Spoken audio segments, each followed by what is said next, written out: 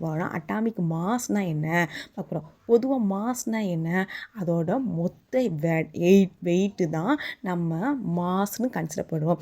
அதே மாதிரி அட்டாமிக் மாஸ்னால் என்னது, ஆட்டத்தோட மொத்த எடை தான் என்னது atomic mass. Atomic mass is the total number of proton and neutron in the nucleus. இப்போது இதை நம்ம எப்படி ரெப்ரசன்ட் பண்ணுறோன்னா ஏன்னு மென்ஷன் பண்ணுறோம். அட்டாமிக் மாஸோட யூனிட் வந்து அமோ.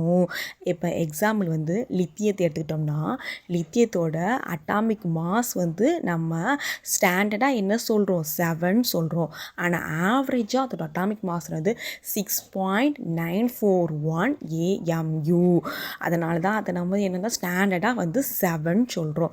அப்போ அது என்ன அர்த்தம், அதில் 7 நம்பர் ஆஃப் புரோட்டான் நியூட்ரான்ஸ் இருக்குன்னு அர்த்தம்.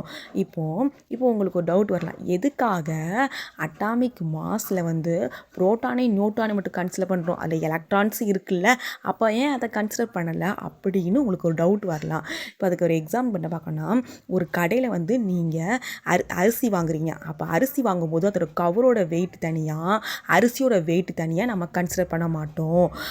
டோட்டலாக மொத்த வெயிட் பார்ப்போம். எதனாலனா அந்த கவர் வந்து அவ்வளோக்குள்ளே வெயிட் இருக்க போகிறது இல்லை. இப்போ அதோட கவரோட வெயிட் வந்து 0.001 அந்த லெவலில் தான் இருக்கும். அதனால் அதை கன்சிடர் பண்ண வேண்டிய அவசியம் இல்லை. அதே மாதிரி தான் ஒரு ஆட்டத்தோட எலக்ட்ரானோட வெயிட் வந்து ரொம்ப ரொம்ப கம்மியாக இருக்கும், நெலிஜிபிளாக இருக்கும். அதனால் அதை கன்சிடர் பண்ண மாட்டோம்.